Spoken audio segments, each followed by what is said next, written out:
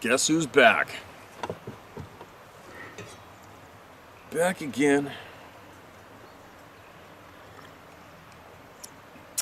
Not quite awake yet.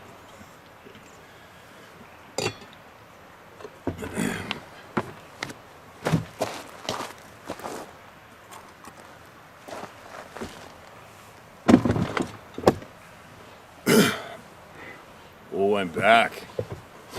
Back again. The people are back. Not just me, the people. All the voices are back. Can't shut them up. Oh, darn.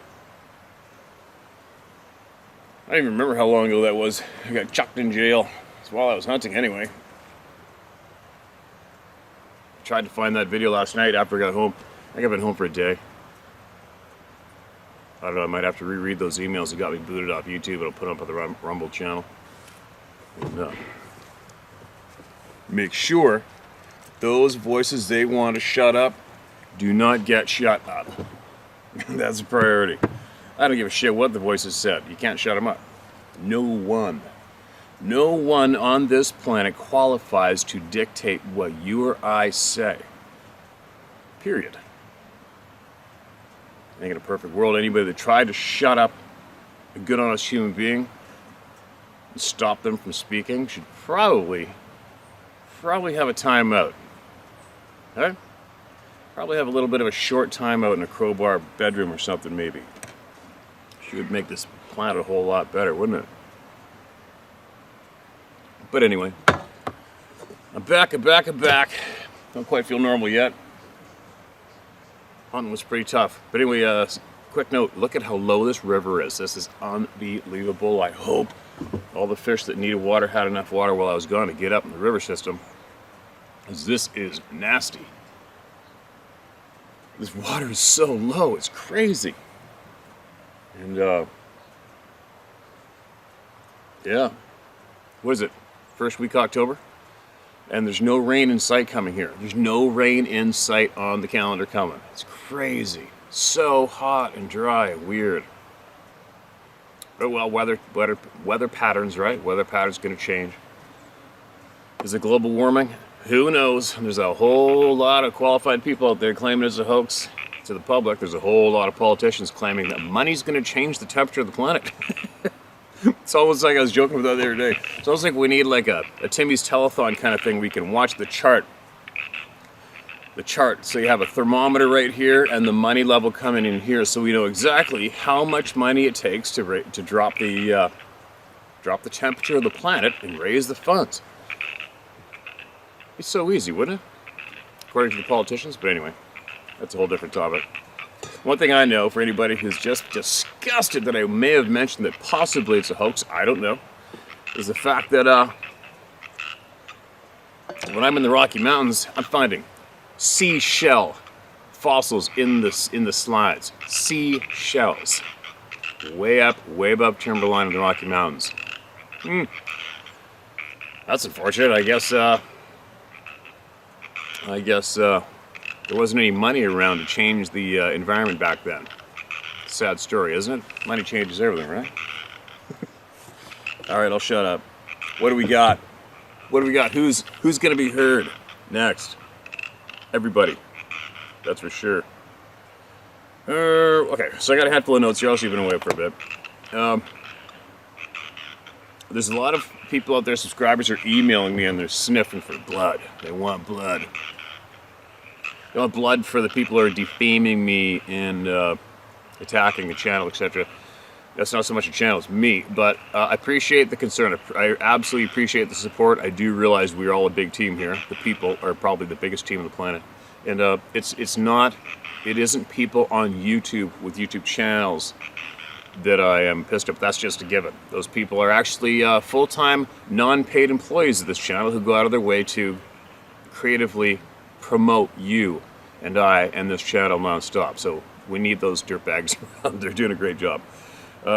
What the exact details right here is confused is a while back there was a whole bunch of nasty shit going on, making a huge imbalance because of what people were doing, humans in business in BC, and it was causing a lot of grief.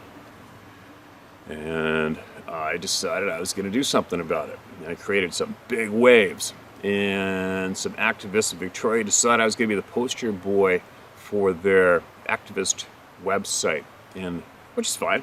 That's nothing new to me. I've been the poster child on a handful of websites over the years.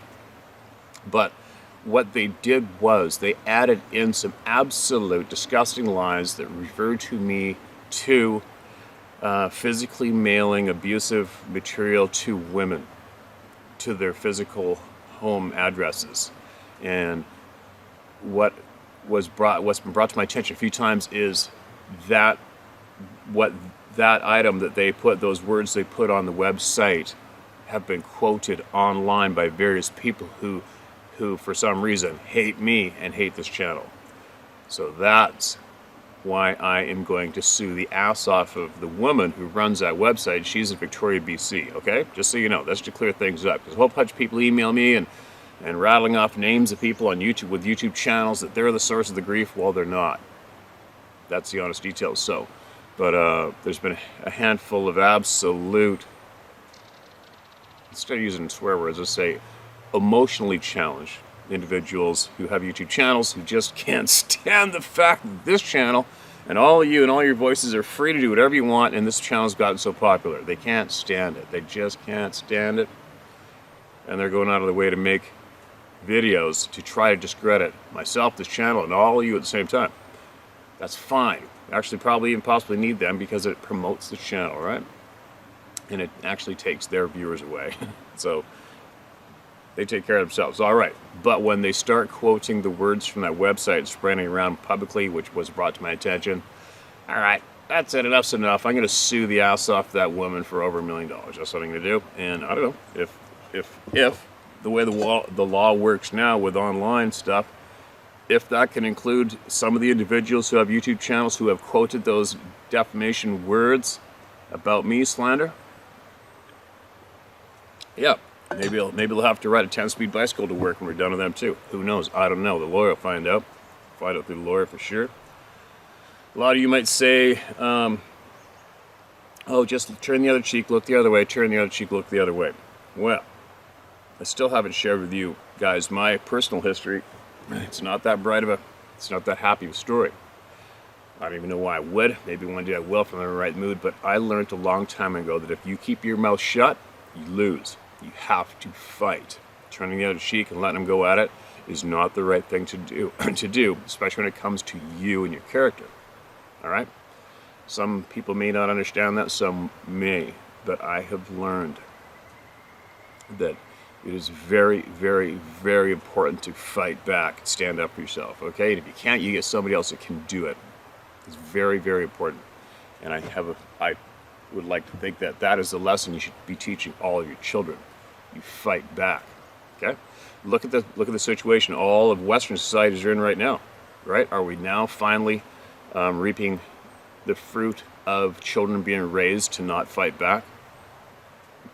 Think about that one for a minute. Just think about that. Are we? Think about it. Who needs all of you to take it and not fight back? Who needs all of you to look the other way, turn a cheek, and ignore him? Who needs that? Think about it. Fighting back is the right thing to do. Anyway, so hopefully that's cleared up some shit. Also, I'm going to make a elk hunting video, and I can put it on the other channel. One thing that's brought to my attention this past month, there's this one area, probably about an hour and a half drive away from where a new area I decided to go learn about. There's like so many guys and girls from the lower mainland of British Columbia. So that includes Vancouver, the outskirts of Vancouver, Chilliwack, Abbotsford, Maple Ridge, Vancouver, Squamish, Whistler, Pemberton, that whole stretch. There is so many hunters from there go up north to this one particular area that the locals up there nicknamed it the 604. They nicknamed that whole area the 604 because of how many people whose phone numbers are in the area code 604 area are hunting there. Well, I know a whole pile of them that are there, and they're emailing me. They're not seeing nothing, not seeing nothing. It sucks, it's too hot, we're not seeing nothing, nobody's getting anything, it's too windy, everybody's quitting and going home. And I hate the word quit. It's a 4-letter word that I don't use. You do not quit. But anyway, what happened was I actually got stopped in a road check. There's another note I wanted to make. I got a whole pile of shit I want to share with you guys. I got stopped in one of the biggest road checks I've ever been stopped in. Probably the biggest one I've ever been stopped, the second biggest one. And there must have been 8 conservation officers there, and those in Canada, those are game wardens. That's Canadian version of a U.S. game warden. 8 of them. And there's a few RCMP officers there as well, and they were pulling over every single vehicle coming both ways on that highway, doing a fish and game check. And it turns out, oh, another thing too I want to make mention was, the cop that pulled me over, I started talking to him like a normal person, and he's talking right back to me, and we was like, absolutely friendly, straight up equal human being. It was so refreshing and good to see that. And then I had to pull over, because I obviously got a dead elk in the trailer. I got to pull over, and all the conservation officers came over, checked my shit. Turns out a couple of them knew who I was and followed the channel, and I like to say, hey, to you guys, you know who you are. And we actually stood there and had a fun little bullshit session with all the officers. And everybody's just talking like normal people standing there in any other parking lot, just talking to each other, being respectful and hanging loose, talking. I'll tell you what, that goes a long ways. For all you people in law enforcement, take note of that. That goes a long frickin' ways, man, for the people to have respect for you and not have that frickin' them and us bullshit that so many officers in law have. It makes me want to puke. You know, like as an example, I'm going down the slight and narrow little corridor of my boat last summer, and there's a Zodiac coming up. I didn't even know what it was. It was either RCMP or Board or something. We're the only 2 boats coming and going past each other. You look over and you give them a wave, and they just go like this. You know? And I've seen that I don't know how many times. And you just feel like going, up your ass, man. Who the hell do you think you are? You are one of us. We're all together. We're all equal. You know? It's just so deflating when you see people who are in law do that automatically, just because you're one of the people. You're them, not us. It makes me want to puke, and I know it's tough being in law enforcement, but I'll tell you what, man. There's far more good people out there than there isn't, so quit labeling and treating all the people like they're the opposition, because they're not. And if you treat them that way, they're gonna be, right? And to all my friends, you know who you are, both American and Canadian who are in law enforcement. You know I'm not talking about you, so don't get your panties in a knot. Appreciate all you. So that was really cool to have that moment with all those people in law enforcement, and everything checked out great. I had all my shit was all legal and done properly, and we're all cool. We bullshitted, made sure to laugh, crack some jokes, and left. Now, what else do I want to share? A bunch of global shit, I guess, but I'll get back to the elk hunting part.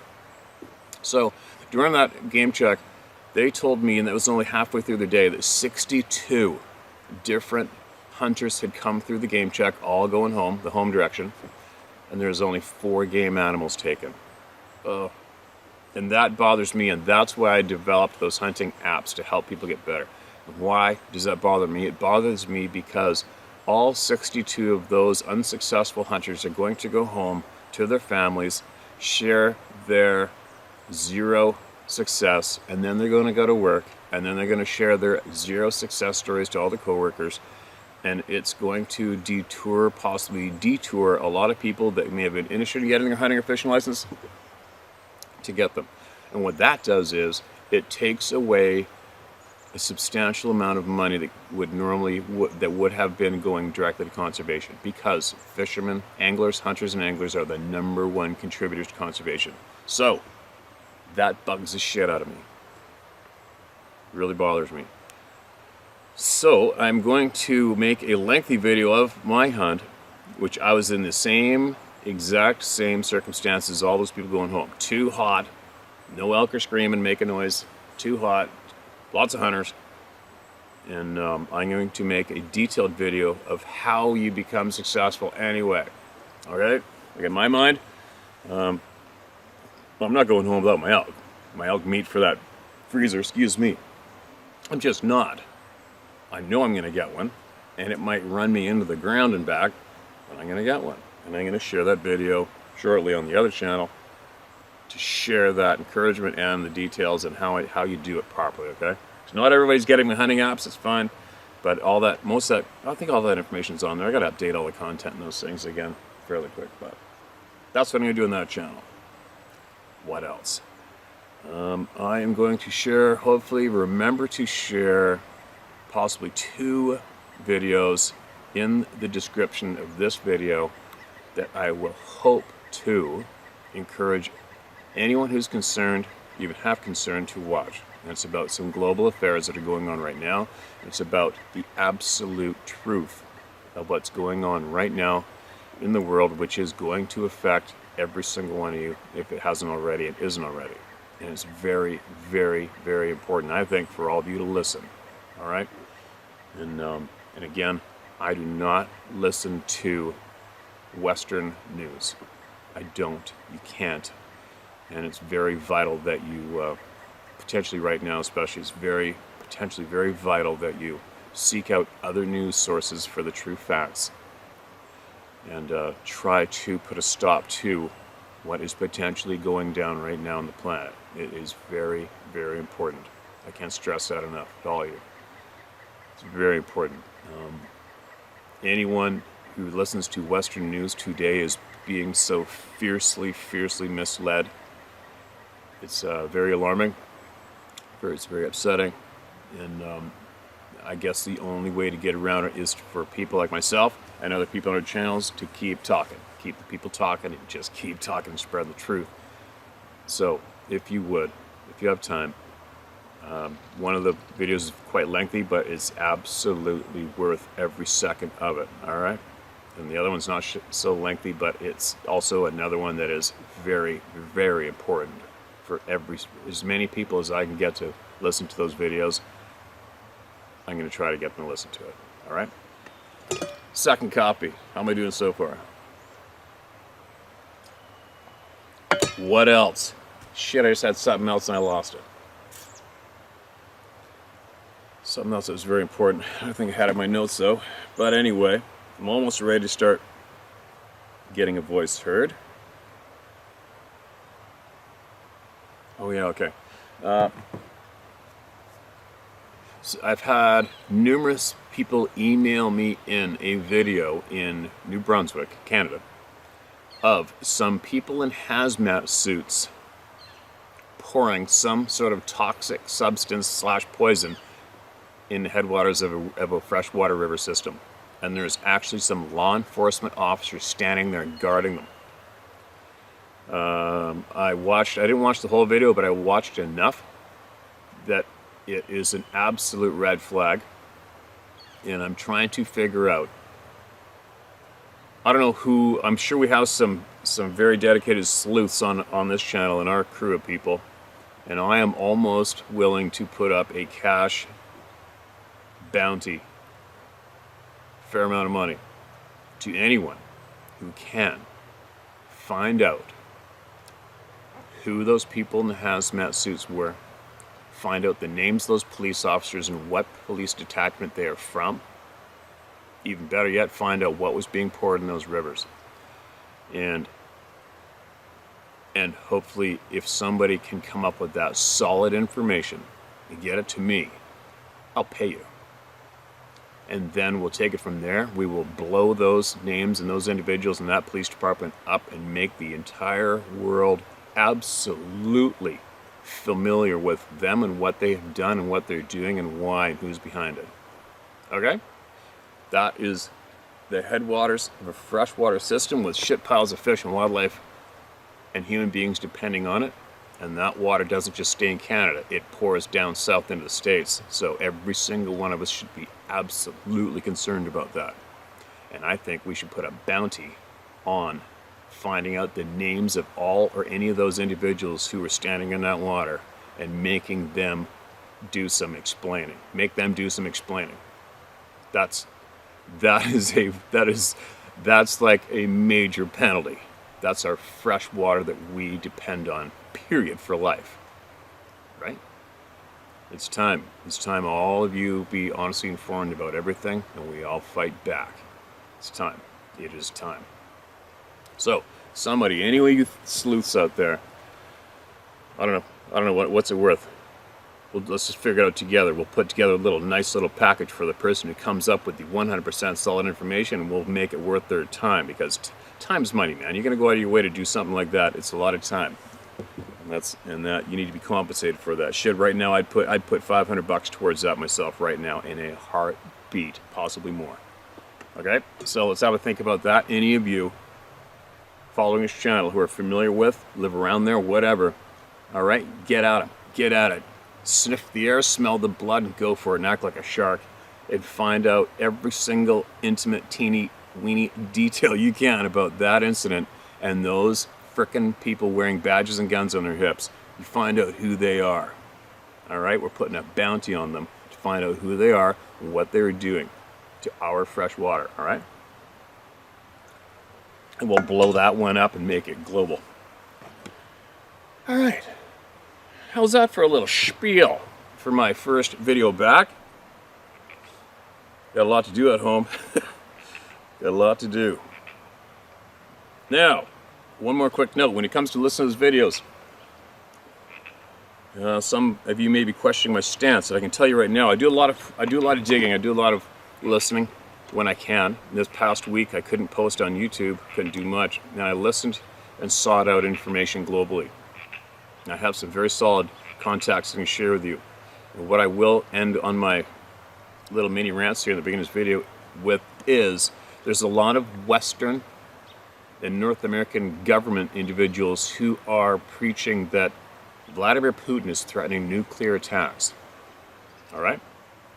Now I'll take you back to the Iraq War. Do you remember when the Western governments and Western media were preaching that he had weapons of mass destruction? Remember that? And he didn't.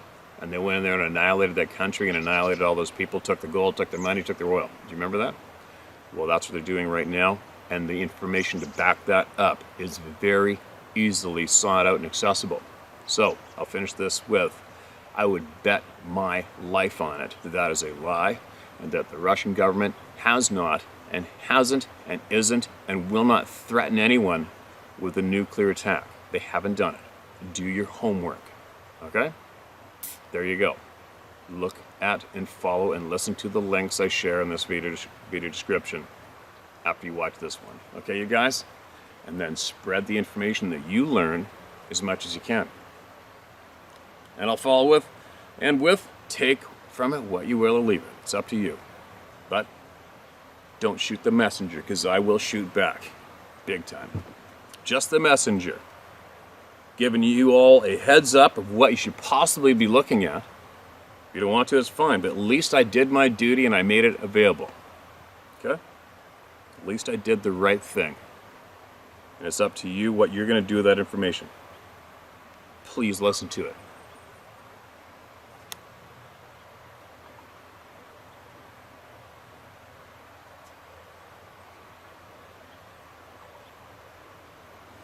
Heard something.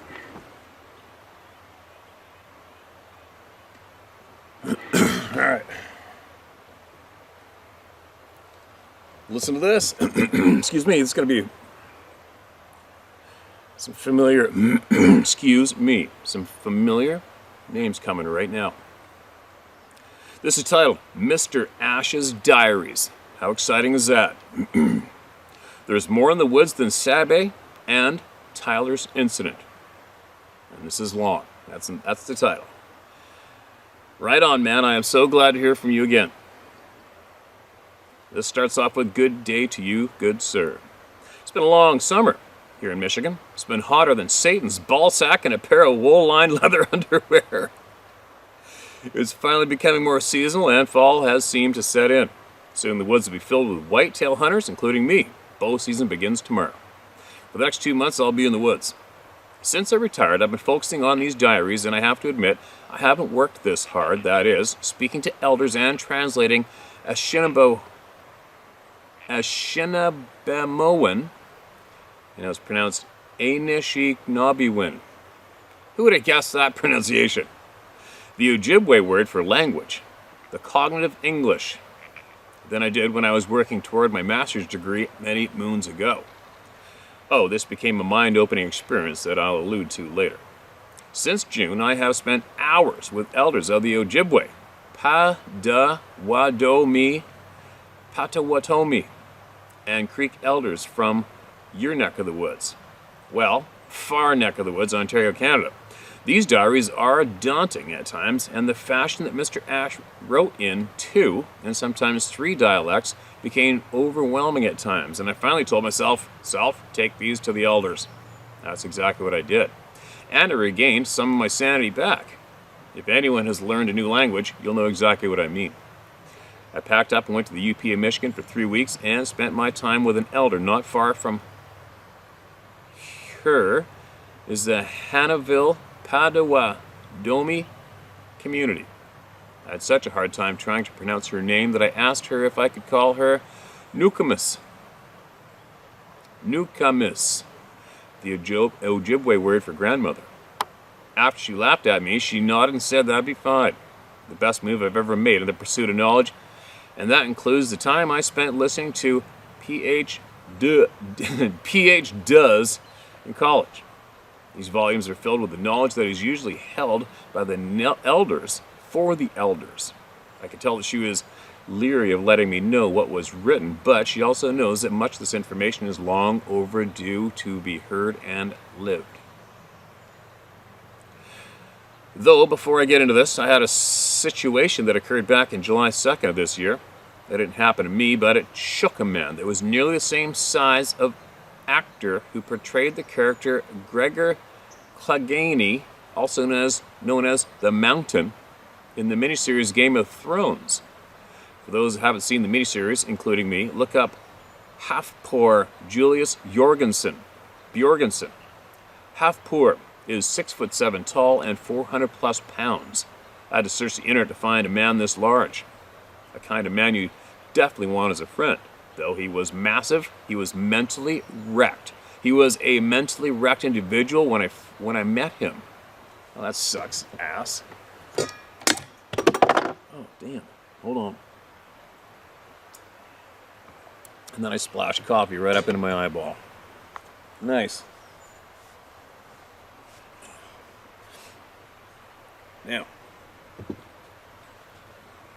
it was the morning of Saturday, July 2nd, just past 7 a.m., when I had to make a trip to the small store that's actually a gas station for milk. The store is 6 miles from my property, and I could drive there in my sleep. I pulled into the parking lot from the north and went in to see my old friend who was working behind the counter that morning. He is Potawatomi, and we call him Nee, N-E-E. I grabbed the milk out of the counter and exchanged sarcastic pleasantries as usual. Then Nee asked me to check on the biker sitting next to the building on the south side. I asked if he was drunk, but Nee had this look in his eyes that I have seen before from many folks that live up here. He was concerned, with a look of, I believe I know what the problem could be. I said, okay, and Nee told me to put the milk in the juice cooler next to the register counter. I knew then that I would be out there for a while. I walked inside of the store to find this huge man sitting against the wall, his hands on top of his head, staring at the concrete. In front of him was a newer Harley Davidson that was still running, and I said, hello there. Are you okay? He didn't say a word. He kept staring down. That's when I noticed he had pissed his pants. Now I was worried if I was dealing with someone that was cognitively sane. It was then I knew. This massive man was terrified, and I said, hey, big guy, what did you see? He looked up and had a look on his face I've seen before, and I told him, you saw one, didn't you? He stared at me and said, I don't know what it was. I told him, listen, I'm going to turn off your bike, and then we can move back to the store and talk. Shut the Harley down and told him to come around the back. There's a water hose back there. I told him I was going to wet his jeans down and give him some dignity. Maybe that water helped loosen his mind. He kept saying, I can't believe this, over and over. After wetting him down, I knew I had to try to snap him out of his mental lock. I literally got in his face and said, hey, talk to me. He stopped saying, I can't believe this, and stared at me with the eyes of a child that's afraid their parents aren't going to believe them. It was now that I told him my name, and he told me his name, Tyler. I told him, did you see a big human lamb on the road? He looked up and said it was running next to me. I asked where. All he would say was, down the road. I said, okay, we're getting somewhere. I asked what exactly happened. I would definitely believe him. He finally opened up. He said he was riding to a friend's cabin up here. He had left from downstate for his 5-hour trek up here at 1 a.m. When he was coming across the road, as dawn was breaking, he said he looked to his left, and running next to him at 45 miles an hour was a guy, his words, covered with hair. And he said he swears it was smiling at him.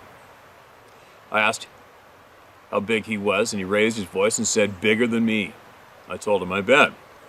That's when he asked me, what the hell was it? I told him to pop a squat in the concrete. He was still trembling, and I didn't need him falling on me once I told him. I said, "Tyler, what you saw was the native folks here called Sabe. Many brain-dead individuals call them Bigfoot. They are real. Did it do anything to you? Touch you or your bike?" And he said no, that it just kept pace with him for about a half a mile. Now, for those who are going to say, why didn't he speed up and get the hell out of there? These roads in northern lower Michigan are very dark at night, and some are curvy. The street lights are few and far between in some areas, and all you have to rely on are your headlights. These roads at night are also humming with deer. You don't want to speed up here at night. You'll find Bambi in your back seat, or, in Tyler's case, sitting on your lap if you survive. Tyler said it was like it was effing with me. He could have reached out and knocked me off the bike at any time. I asked how big he was, and Tyler raised his hand above his head about a foot and indicated it was a foot wider on either side than he was. I asked again, "He didn't touch you?" He said, "I'm here, aren't I?" It could have killed me at any time. It roared, then screamed at me like someone killing a woman. Though he was scared shitless, I told him, "You had nothing to fear." I then spent the next 45 minutes explaining to him what the rest of us know up here about the Sabe. After telling him about them, I asked him to come in and meet Nee. Well, first I told him to spray his seat off his Harley before the sun baked the piss smell into the leather. I went in and told Nee what happened, and all Nee said was, "I thought so." Once he cleaned his bike off, he came into the store with a clean pair of pants and other clothing items and asked if he could change in the bathroom. Nee told him there was a shower in the back he could use and shower, and showed him the way. I stood at the counter and waited for Nee to come back. Nee was wide-eyed. I couldn't help but laugh when Nee said, "A Sabe scared him?" Nee is all of 5'6" tall. I told Nee how petrified he was sitting out there. Nee said he was there when he opened the store at 5:30 a.m. A man the size of King Kong sat terrified in his own piss for hours. As I talked to Nee, a sheriff deputy who we all know came in for his morning coffee. I gave him the Cliff's Notes version of the morning's events and asked if he was okay to ride. The deputy didn't say he saw what, or was he drinking? No, he simply asked if he was okay to ride. For those of us that have grown up here, or have vacation homes that are visited year after year, the Sabe is well known and respected. No one up here has lived around them long enough. No one up here that has lived around them long enough are not really scared of them. We respect them but don't fear them. We all just happen to own land that belongs to them. When Tyler emerged from the back room, the deputy looked up and blurted out, "Holy shit, he's huge." I lost it. Nee began laughing, and so did Tyler. I introduced Tyler to the deputy, and the deputy told him what he saw is something he can't officially tell you that they don't exist, but personally he told them they do exist. The deputy is quick to tell Tyler, do not contact these fraudulent Bigfoot groups.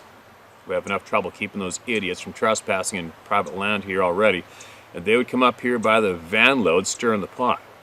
Tyler calmed down by now, and Nee asked him what the Sabe looked like. Tyler said, his face. This is when I stopped him and asked, how did you know it was a he? Tyler said, and I quote, "He had a bigger dick than mine." After a few minutes of laughing our asses off, Tyler said the lights from his dashboard and radio on his Harley illuminated the Sabe somewhat. His face was grayish, the beard starting from just about his wide nose that hung to his chest. It was close enough to him that he said its breath smelled horrible. The eyes glowed reddish orange, but the look it had on his face as if it was messing with him. And he said, straight-faced, he was. If it wanted to hurt you, you wouldn't be here now. Nee then said, that shouldn't scare him. Sabe has been seen running next to vehicles up here for years and years. The deputy made a good point. As big as Tyler was, the Sabe was probably fascinated to see someone of his size, especially on a motorcycle in the early morning hours. Who knows? But it sounds more mischievous than threatening. But seeing an 8-foot-tall Sabe running next to a vehicle of any kind at 45 miles an hour would threaten the hell out of most. I gave Tyler my phone number, as did Nee and the deputy, if he would like to talk about it more later on, once he has all his wits again. Nee gave us all a coffee, and the deputy said he had to run, but told Tyler to call any of us if he needs to talk. I grabbed my gallon of milk from the juice cooler and walked out with the big guy. He thanked me for spraying him down before anyone else saw him, and I told him he wasn't the first to have the same reaction. I told him, be safe, heading to his friend's cabin. Then he said, F that, I'm heading home. I told him again, there's nothing to be afraid of, just be careful riding in the early morning hours up here. They like to watch the roads from the trees or in the ditches. I stretched out my hand to shake his, and his hands were so big he shook my arm. Up here we have a phrase that loved ones tell their own, or what friends tell their friends to be safe. The phrase, watch for deer. I told that to Tyler, and I told him to call if need be. He thanked me again, started his bike, and headed for the freeway. I made it back to the cabin at 9:30. My daughter, who had been waiting for the milk, gave up and made French toast instead of pancakes.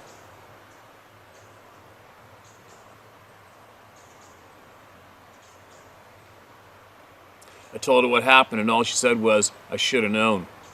It's the end of August, and I haven't heard a word from Tyler. I have a feeling a big man like him, I never will. Besides being totally terrified, his persona of the big guy, afraid of nothing, was chopped down that morning. He became like the rest of us, asking ourselves, why aren't we being told about these people in the woods?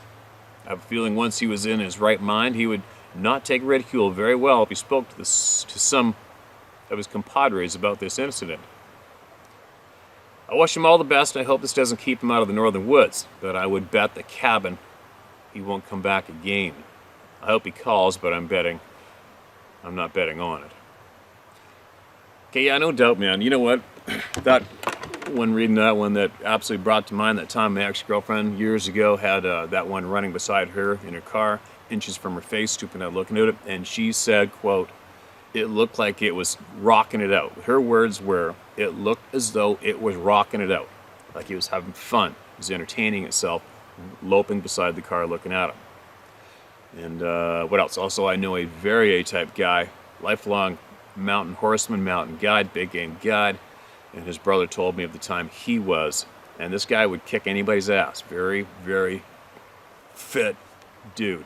And he had a reddish-brown one pacing him beside him on his snowmobile just off in the timber in Alberta, running beside him, quote, effortlessly.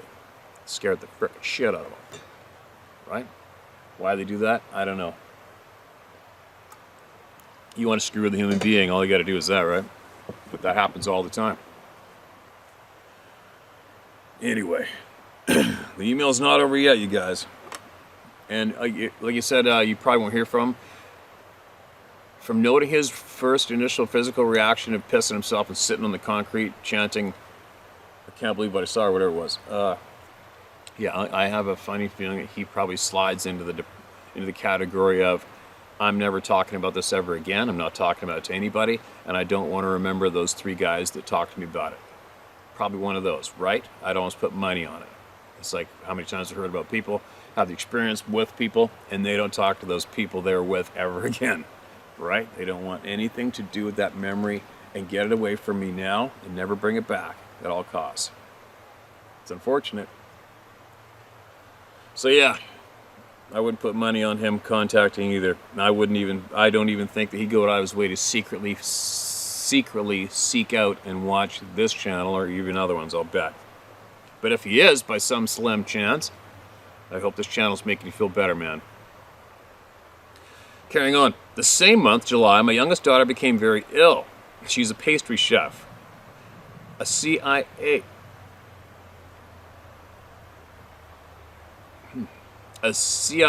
Culinary Institute of America, and University of Illinois Chicago graduate, and works for one of the most prestigious bakers in the state.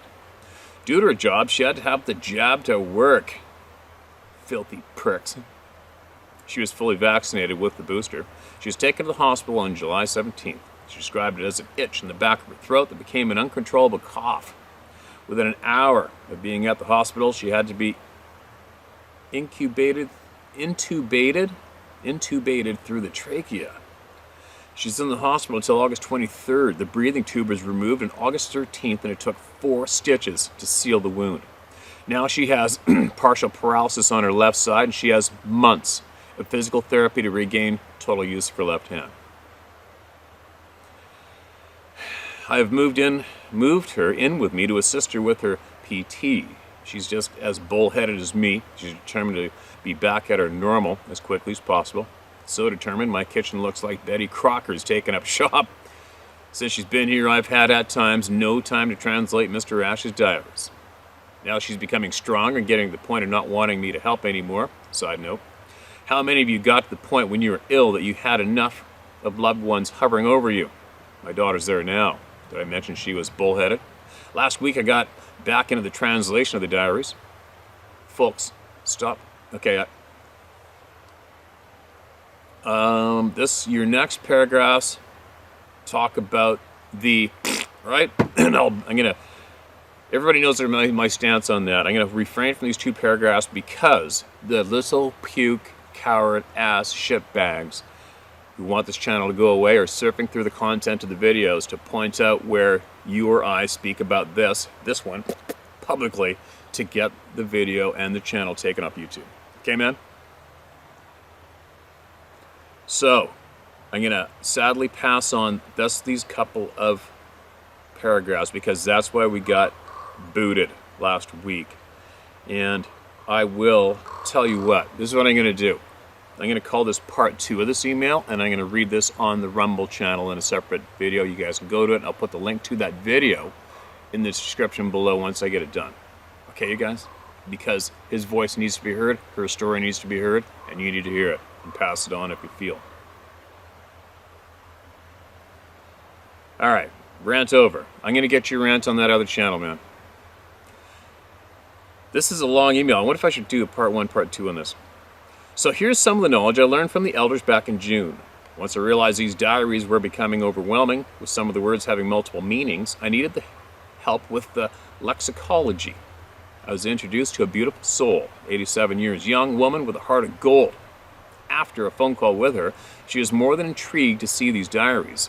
I also made it known that once these diaries were translated, they were handed over the Anishinaabe to teach their children of the people. Sweet. On June 2nd, I made my way to the Upper Peninsula of Michigan. I was greeted by 4 elders and their families, some of the kindest, down-to-earth people you could ever wish to meet. After a feast, well, they called it Thursday dinner of venison, elk, trout, whitefish, fry bread, and more vegetables than a suburban garden can grow. That evening, behind their home, a fire was lit, and I presented the diaries to the elder.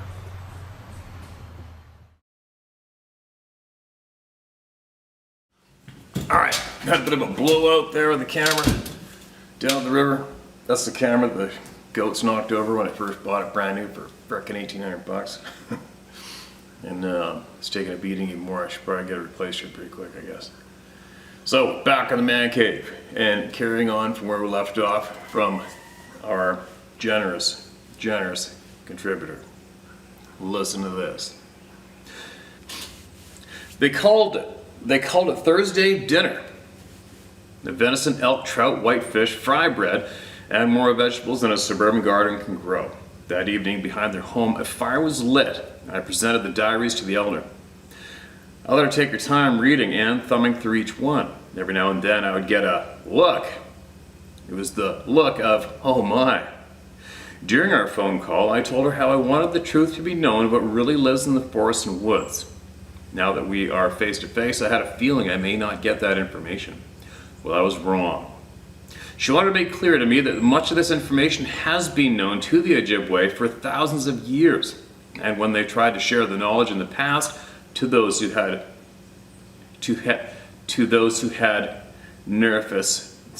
nefarious reasons, those individuals to what they wanted and twisted it to their own agendas. She told me that for years the Ojibwe had given this medicine knowledge, but it all fell on deaf or twisted ears. I made it perfectly clear there are those of us that know of the Sabe, and some have had a terrifying experience in their encounters that still follows them today. It's those folks I want to help.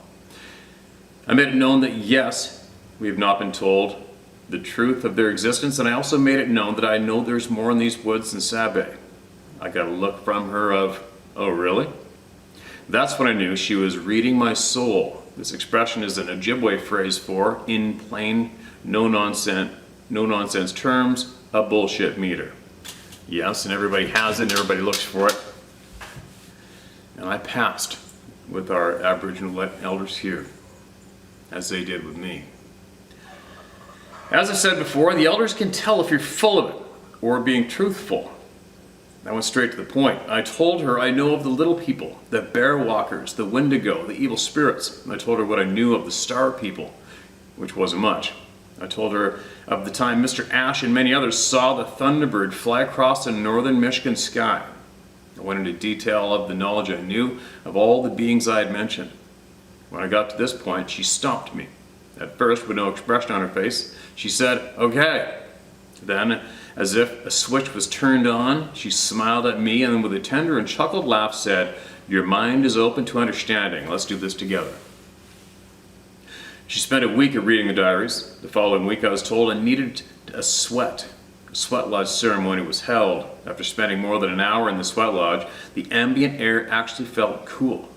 The sweat lodge ceremony is a spiritual and physical purification process. The drum is played and prayers are said. I have to be honest, and I say I felt great afterwards.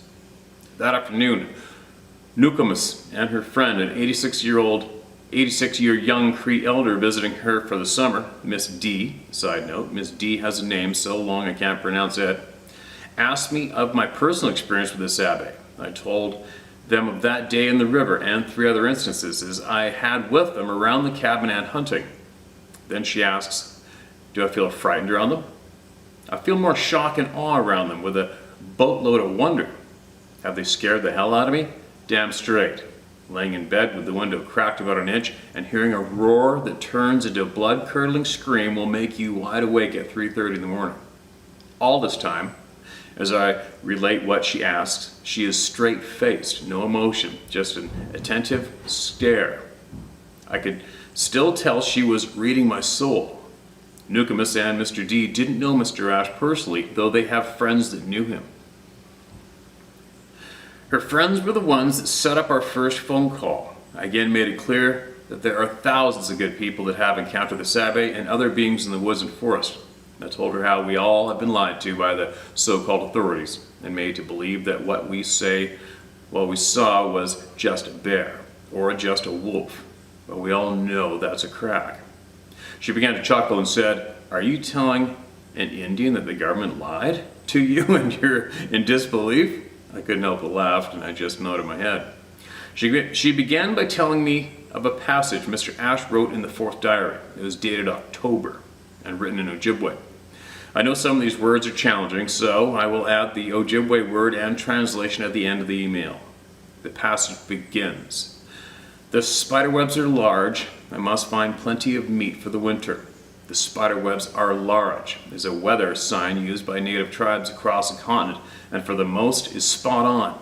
A large web means a long, cold winter. A small web means a mild winter. I'm hunting near my cousin's community. This would be in the Traverse City area of Michigan. The sky is clear and frost covers the ground. Tracks were easy to find. I followed a large set of deer tracks to a ravine. Wait a minute. Oh, this is a quote, okay? This starts as a quote. I followed a large set of deer tracks to a ravine. The tracks ended.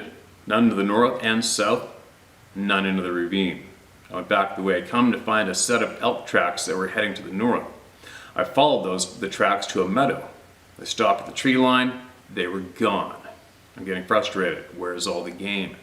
Signs everywhere and no game. I walked back to the trail I came in. The frost was still on the ground, but the deer tracks were gone. What kind of medicine is this? I walked to the north toward the lake. I'm not completely sure which lake he was talking about, but knowing where his cousins lived, I suspect it was Fife Lake. The lake was calm, no ducks. That's odd. It's quiet, very quiet. A predator must be near. I heard crows to the east, and they were coming closer. I found a large vern next to the lake and sat behind it and waited. That might have been fern, but it was spelled vern. It became still. The crows came closer. Then I smelt him/her in the trees beyond the path covered by the bush. She walked out and squatted by the lake. The wind was blowing in my face. She didn't smell me, but turned and looked at me. She stood up, and with three steps was a pole length in front of me. An Ojibwe pole or reed is about 6 to 6.5 feet long. I was so scared I was trembling. All I could do was stand up and look at her. I left my bow on the fern. With a trembling voice I said, "Hello, I mean no bad things." This Ojibwe word can mean no bad things, no disrespect, or no harm. See the end of the email. She looked puzzled, another word that can mean puzzled or astonished. She stood up and took a step backwards and squatted down. She grasped the aspen tree beside her and with a twist of her wrist broke it off and laid it between her and me. I knew what she meant.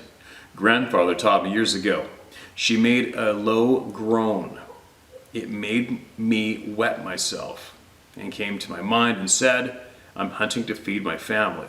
She stood up and walked into the woods, barely making a sound. She's out of sight when I heard the sound of many waters. It knocked me to the ground. The sound of many waters means a scream or a roar. I don't believe it was her, but another Sabbath that was watching me that I could not see. I remembered what grandfather taught me. Where there is one, there is another. I knew I could not hunt here now. That's what the broken aspen meant. They were hunting there now. I would come back when the moon was dark. I went out of the woods the way I came. Still, the woods were very quiet. I was being followed in the brush to the left of me. I knew now I had to make it to the path I walked in and go back to the south. The sky was becoming gray. The clear morning had gone. I headed back to where the tracks were that had disappeared. I felt uneasy. I came to the spot of tracks. They are there again. They were gone and now they are there again. And this feels evil. I headed back to my cousins. I was a canoe length from the main path when I held in my steps. I could not move. Behind me I heard a voice tell me, "I tried to stop you. You kept going. The others are near. Tell your people to light their fires and keep them lit for 3 nights. You can come back then." After I heard these words, I turned to see the Sabe woman I saw at the lake leaning out from behind a large pine tree. The look on her face was that of concern, almost scared. "What can scare a Sabe?" I said, "Thank you, old one. I'll do as you say." She walked toward an old oak tree and walked into it, and she was gone. I ran to my cousin's community and told them what happened. I was taken to the elders. I told them what we should do. I told them what we should do and about being told of the others. One of the elders spoke. I knew they were here. I have seen their lights in the sky at night. Another elder said he had seen the lights too. I was told I needed to be purified in the sweat lodge, and prayers and ceremony in the longhouse were burnt sweetgrass and sage before returning to my cousin's house. It was only after the ceremony was I allowed to go to my cousin's house and tell them all what had happened. After telling what happened, my cousin said, "The star people have returned. We must place the women and children in the longhouse and be ready if they come." I knew the star people through the teachings of my grandfather. They can be good or evil. Note, this word Mr. Ash used for evil is a word that means true/pure/always evil. It doesn't mean that they're bad or mean or mischievous. It means evil. During this time, after my purification, I was taken to the longhouse with the women and children. I got strange stares from the other members of my cousin's community. Some believe I brought this bad medicine upon them. An elder from the community came in to speak to us in the longhouse. She said she has seen the star people's lights in the sky this past week. I felt somewhat better. Now the community was upset with him and not me. He told us we would be guarded till the time is right to come out. That time is to be determined by the elders, and if and when the Star People come. That night, a light came from around the lodge door. It shined light silver after midnight. There was no sound and no sound of movement. The next morning I was told we could leave the lodge. I was never told what happened that night, but something happened. I was given an apology. I was told by my uncle it wasn't my fault the Star People had come. Now, I know they did come. Near noon, I spoke to my uncle about what happened, but he wouldn't tell me. I asked, why are the Star People so bad? He said, they're not all bad, some are. It's what can come with them we fear. I asked, what do they bring with them? And he said, the evil ones. Holy shit. This is when Nukamus stopped reading and Dee gave a low moan. I could see she was reluctant to go any farther, but she continued, and I have to admit it was hard for me to wrap my head around what she said. Quote, this happens up here to this day. Lights are seen in the woods at night. They move as though they are gliding through the limbs of trees. An elder can tell you what it might be by the color of the light. A bright blue-white light is seen the most, though many have seen a light that looks like the color of fire moving through the trees. This light is associated with the Wendigo. Note, with this said, I will not write that name out again. It is well known to the Ojibwe that saying that name 3 times can bring a being to you or cause something heinous or malicious to occur. For now, I'll use just the letter W. Good move. When the light is seen, something bad always follows. That's a quote. I asked if the, quote, W, quote, was like the skinwalkers out west, and she said no. A skinwalker, or as we call them, bear walkers, were once medicine people that were overcome by an evil spirit. We don't speak to them. We don't speak of them. A W is an evil spirit. They can take the form of what they want, though when they take the form of the Sabe, you can tell the difference by their feet. A W has 3 toes. Sabe has a feet like ours. Okay, that's frickin' interesting to me, because I know people have seen the 3-toed track, and we have heard from hundreds who have as well, right? I asked if this could have been what the Sabe woman was trying to warn Mr. Ash about when he was hunting, and she nodded and said it could be, or that Star People were near. Now I had to ask, who were the Star People? Do you know? She laughed at first and was still laughing and said, they come from the sky. Basically, she looked at me and said, duh. I said, I know that, but do you know where they come from in the sky? And she nodded and said, the hole in the sky. The hole in the sky is what we know as the Pleiades. Pleiades? Pleiades? P-L-E-I-A-D-E-S. Excuse me. A cluster of 7 stars that can be seen in the winter, that are actually thousands of stars. This, quote, hole in the sky, unquote, is where the Ojibwe tell of where they originally came from. I asked if the Star People looked like us. Dee now spoke and said, not like an Indian, somewhat like a white man, but they are tall with silver gray hair and blue-gray face. Their eyes are like black stones. It's been many years since they came to speak with our elders. Nukamus said the last time she could remember a meeting was back in the early 1990s. But many have said the Star People have come to them in dreams and given them medicine, and that still happens. End quote. Knowing this now, I asked if there was a link to the Sabe and the Star People. Nukamus said, quote, it's been said the Star People will come and take a Sabe. Some say they have even seen a Sabe being taken in a bright light. End quote. I asked, do you believe the Sabe are from the stars? And she said, I don't know exactly. They've been here longer than us, though they have many of the same powers of the Star People. My grandmother told me when I was young, all the Anishinaabe in her grandmother's grandmother's time had the same powers. I told both these ladies about the DNA study and that they had been conducted in the most layman terms I could, and made it known that science has proven that the mother Sabe was modern human. I did show them a picture of what modern human looked like, and told them the father's DNA was unknown. Now, both these women know about DNA and its principles. They live in a world of modern technology, the same as we do. Newcomb has said, "You won't find the father here." He raised her hands to the sky. The star people have taken many women and children over the years. We know it. When we tell the police, now this could be the county sheriff's department or state police, most don't believe us. Many of the sheriff's deputies are native and do believe it, but their hands are tied by the laws. Still, they'll search for the missing but never find them. Some have returned or were found and tell of their time with the star people and told they're crazy by the white man. And this is why we handle these matters ourselves for the most part. We know what happened to them. I asked, has the Sabe taken women and children? She said they have tried, especially the women in their moon phase, the monthly cycle. We always tell the women to be extra careful during this time and to stay in their lodges. At one time, the women going through this phase were placed in a longhouse and were guarded until the phase was over. A longhouse is just that, a long house.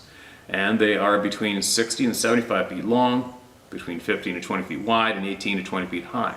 The houses have a large fire in the middle of the building and are divided into sections and raised platforms for sleeping. We watch our children closely in the early morning and the evening. Not so much because of Sabe. There are wolves, bobcats, and bears nearby. We taught our children not to be afraid of the Sabe. We're not scared of them. They're scared of us.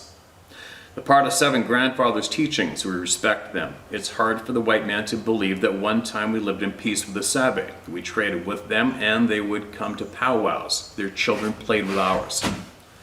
They are relatives. Then she pointed at me and said, you should not be afraid either. You have a touch on your spirit. They know you. The way she said this sent a chill through me. For a moment I reverted to a 5-year-old with a case of the EBGBs, shaking and rubbing my arms. Newcomb's ND just laughed and said, you can't shake it off or rub it away. The touch will be with you all your days. After some levity and cracking some jokes about what she said, these women have laughter that's contagious. The mood was definitely lightened. The elders are always serious when conveying knowledge. I could see there was some apprehension in some of the knowledge they were telling me, but they never stopped and said, you shouldn't know this, or knowledge is not for you. I did take some time telling them your channel and the good it's doing helping those who have had encounters with the Sabe. We watched one of the videos sent in about a man that had his dogs tore apart. I asked ladies why Sabe do this. Newcomb has said, this has happened here in our community. I asked why. She became serious again. Our minds are not like Sabe's. They are connected to the earth in ways we are not. A dog's mind in some way is closer to the earth like Sabe. A dog can speak to Sabe in a way we can't. Dogs are closer to the earth through their senses than we are. They know when danger is near. They know when a storm is approaching. They can sense good and bad, and the Sabe can do the same.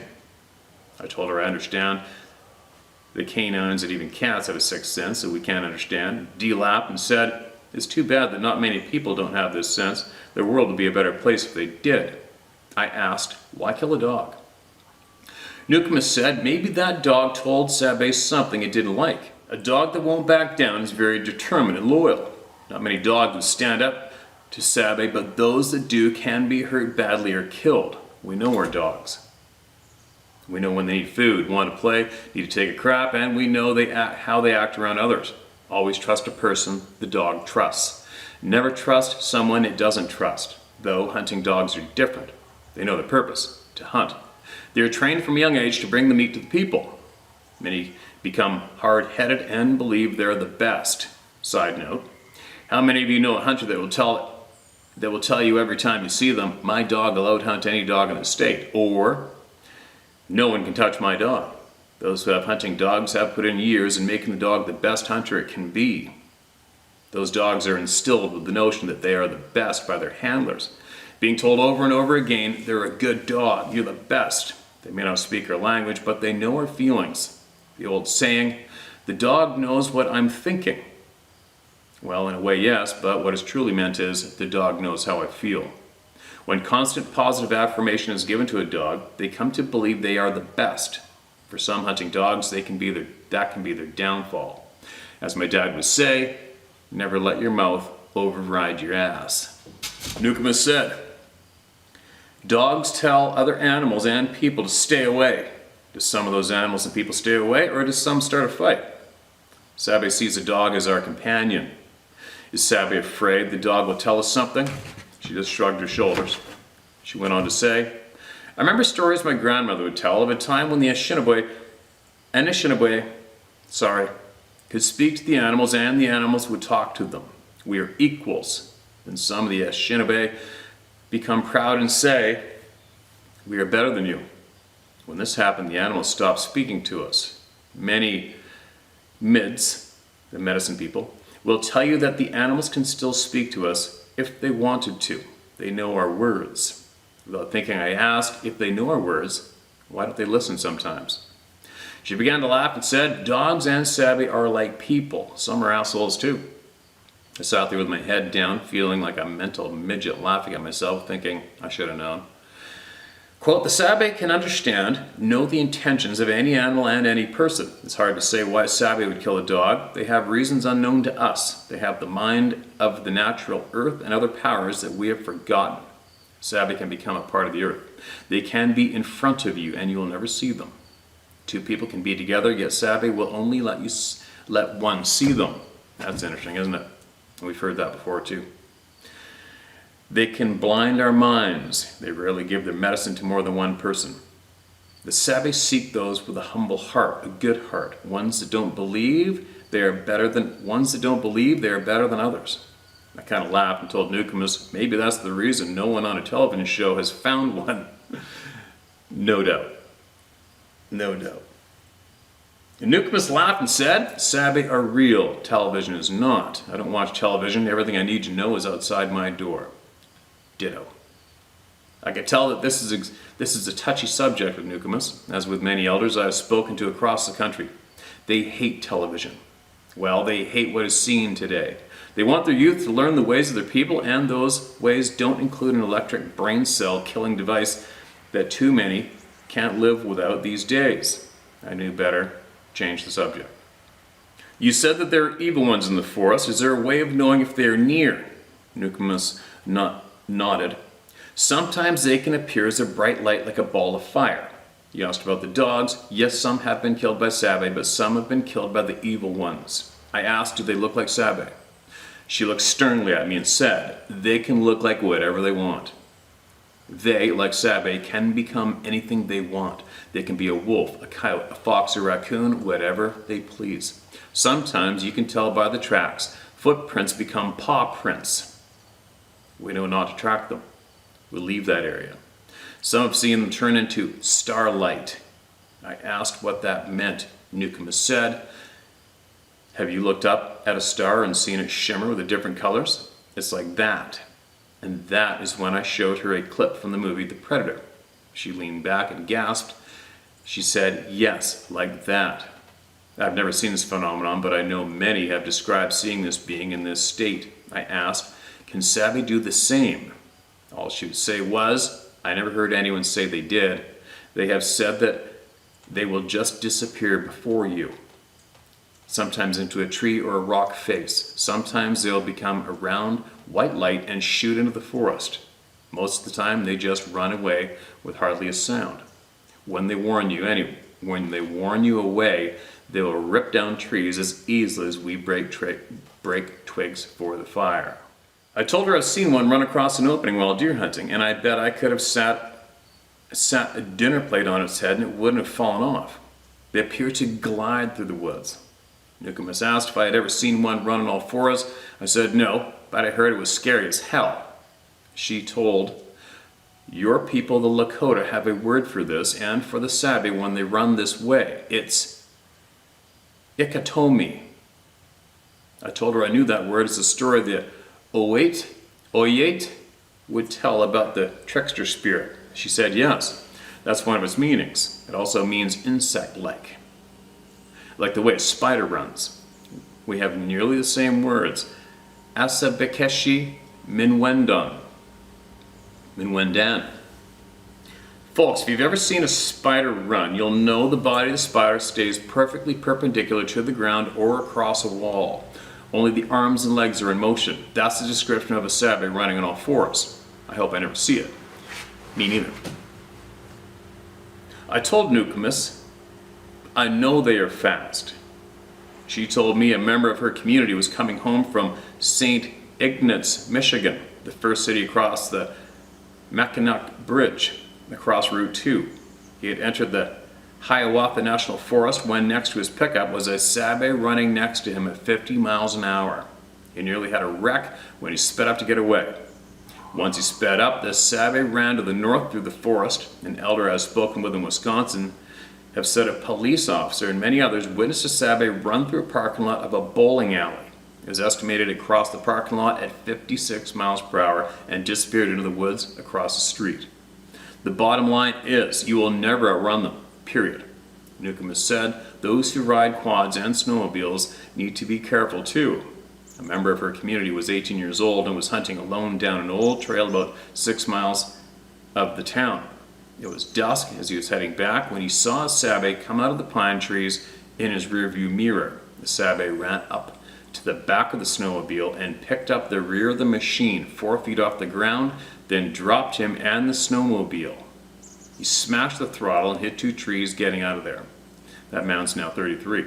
I asked if I could speak with him, but I was told he won't speak to anyone about the encounter. It hasn't stopped him from being in the forest. He's now a Department of Natural Resources officer for the state of Michigan. Newcomb has said sabe sent him medicine. He learned a lesson. He's a good man.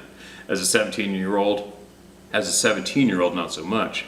Basically a rowdy teenager with the balls the size of boulders, and of course, he knew it all. After the encounter, he became close to the elders and became a leader to the youth of the community, teaching them that there's more in the forest than just deer and trees. I told Newcomus how many would never return to the woods and forest after an encounter. Miss D kind of giggled and said, "It's because you aren't taught. We teach our children at a young age about the forest and all that lives there, and, the same way you were taught how to read and write in school. The earth can't be found in a book. You have to experience it. I was taught to listen to the wind this time of year. As fall begins, you can tell if winter will come soon or not by the sound of the leaves. Slowly they turn from a whoosh to the sound of tick as they dry, die, and fall. We were taught to watch as the grass stopped growing and began to turn brown. Once this happens, the earth is readying itself to go to sleep for the winter. We were taught to respect the sabe and the little people this time of year. They hunt this time of year for the same as we do. It's rare that we run into each other, but when we do, we are taught to respect them and ask for their respect and tell them to respect us. If they don't want you there, they'll tell you." I asked, "How will they tell us?" Miss D said, "It may be as simple as an acorn being thrown near you or a stick. It could be a rock. They also tell you through growls, screams, or the breaking of a tree. You have to be really close to them for this to happen. Sometimes they will let you get close to them so they can watch you. They read your heart. It's very rare that you close enough to them and have them growl or even let you see them. But if danger is nearby, like a bear or a cat, bobcat or mountain lion, they may let you see them as a warning to get out of there. They may even tell you in your mind to leave. Usually you'll never know they are there." I asked about the evil ones. How would we know if the evil ones are in the woods? Are there signs? There are no signs except the 3 toes. They are said to not make a sound until you see them. The W, scream and growl at the same time. It is said that they can freeze you in your tracks, but those who meet one, well, some never return. Those that do describe a being that is terrifying to see. They can have many forms, but each of them is terrifying. Some have been seen with a dog's head and deer antlers. Some have been seen with a bear's head, a deer's nose, sheep horns. Their hands are long and have fingernails like a bear. It's said if you see one and run away, they will torment you for 3 years. Of course, I asked how. They will give you nightmares or worse. They can appear as a dark shadow and cause you to believe you're losing your mind. Only a medicine person can help rid you of this curse. Our relatives in Wisconsin know more about them than we do, meaning herself and Nukumus. Many of the elders will not talk about them, period. I asked about the bear walker. Nukumus said they were once Anishinaabe medicine men who were taken over by an evil spirit. Once they became a bear walker, they can never be a man again. Most of the time we could find those who are taken over by this evil spirit and put them away so the medicine people can try and push the evil spirit out. They usually do. Sometimes the spirit is so strong and the person runs off into the woods. It's those that become transformed into a bear walker. They have the head of a bear, the body of a man, hands like a man, but their nails become like claws. Their toenails become like claws. We know when a bear walker is near. A light that looks like a ball of lightning can be seen moving through the trees. They will come to their victims 4 times. On the 4th time, the victim dies. It's when we see this ball of light, we let the medicine people know, and they set out to rid us of the bear walker. Unlike a W, a bear walker can be killed. Sadly, the man is killed, but the spirit is released to find another to take over. I ask, you can't kill a W? She leaned toward me and said, you can't kill what wasn't born in this world. They come from a spirit world, one we can't go to. Medicine people have been to the spirit world and said they never seen a W there. They came from another, and that's all you need to know. She said nothing more about the subject. Creepy. Again, I changed the subject. I told her how Mr. Ash wrote that the Sabe had the power of the star people and asked if she knew what it may be. She said, Sabe can live in this world and the spirit world. They can change our minds, that is, manipulate our minds to see what they want us to see. They can disappear in front of you or become an animal and run away. They can take you into their world. You may never know you've entered it if you turn back and go the way you came. Others disappear into this world and never come back. And this too is rare, but it happens. Many of the younger generations will not believe this can't happen. They've been taught by modern education that tells them it doesn't exist. Even when a search party can find the footprints of the missing person, they suddenly end. The young people will say, a bear got them, or they didn't want to be found. Nonsense like this. They don't believe what their eyes and senses are telling them. I told Nukumus what she describes as a world is what some scientists call a portal, a doorway to another dimension. She began to laugh. Now, as said before, these women are extremely intelligent and they gave me a lesson. Nukumus said, a dimension is not a world. A dimension is a mirror image of here and of us. Though in a dimension you can live in a mansion and be rich and be better or worse than you are now. In a different world, it's just that, not of the earth. These scientists you speak of must be fools with a diploma.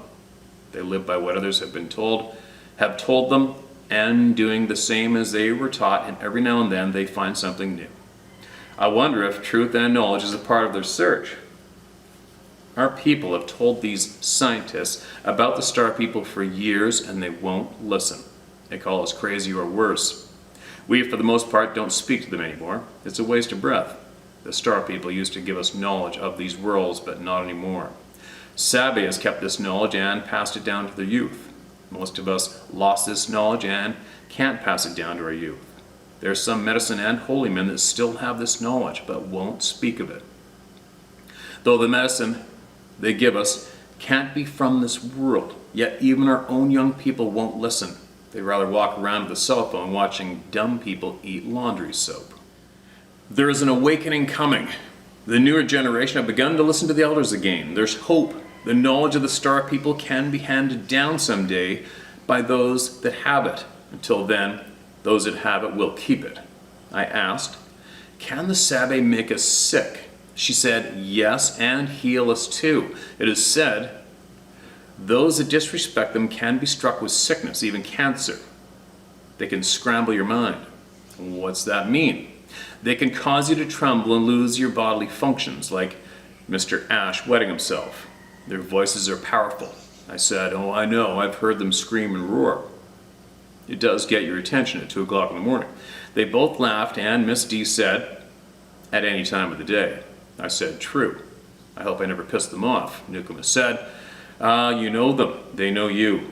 You give respect, and they give it back.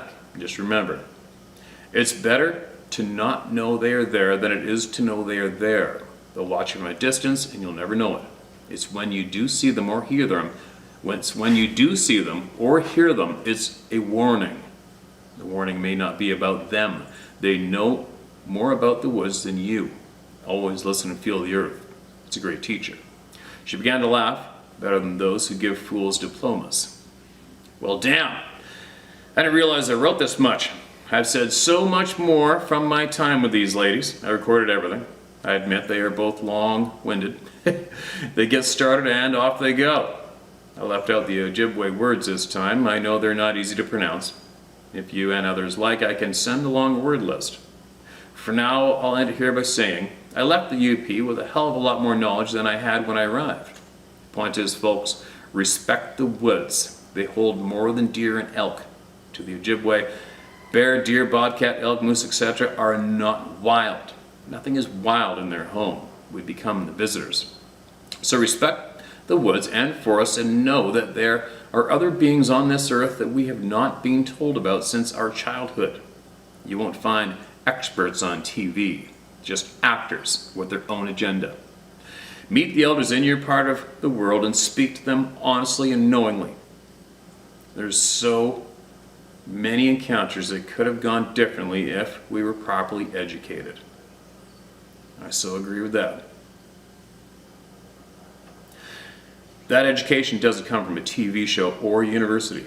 We should all feel at ease in the woods and not be afraid of its true inhabitants. You have become separated from the earth. It's time to get reconnected. All the best to those in this year's hunt. More importantly, stay safe out there. Take care, everyone. And after hunting season, I'll dive back into the diaries and send more. All the best, Brian Stidham, Miteki Oasin, all my relations. There you go. How appreciative I am.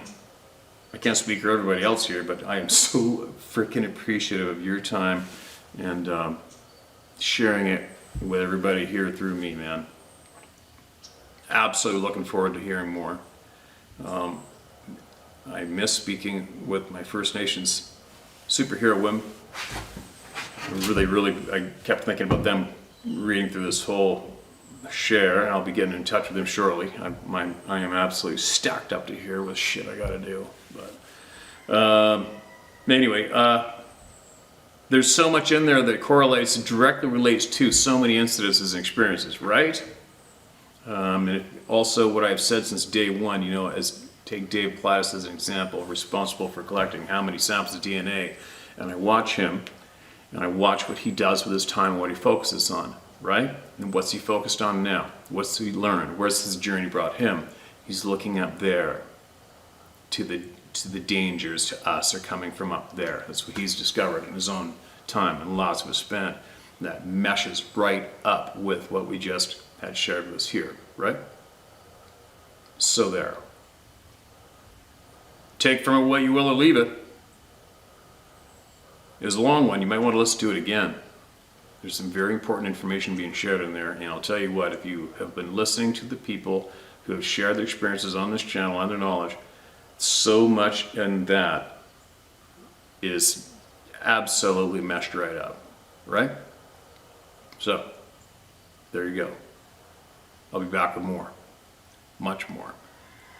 And what else was I going to share? I forgot to share in the beginning was, now that the despicable person who's put in the position of leading Canada, under pressure of guaranteed his popularity diminishing, they've lifted up the travel restrictions for Canada. So I think I am going to contact our favorite scientist, and I'm going to offer up me to fly halfway around the world to sit down with him and his colleague, if they would have interest in doing that, and I will do that, and speak to them directly and get what knowledge I can from them directly to me, and then I will share what they would give permission to me to share with you. And I'm willing to do that, and I'll do that right away if I can. And I'll keep you updated on that move. All right. But anyways, here I go. I got lots of stuff to do. I got lots of elk scraps here out in the yard I got to get rid of at the dump because when I was coming home the other night, you wouldn't believe the size of the frickin' cougar that was crossing the road right over here in my headlights. One big son of a bitch.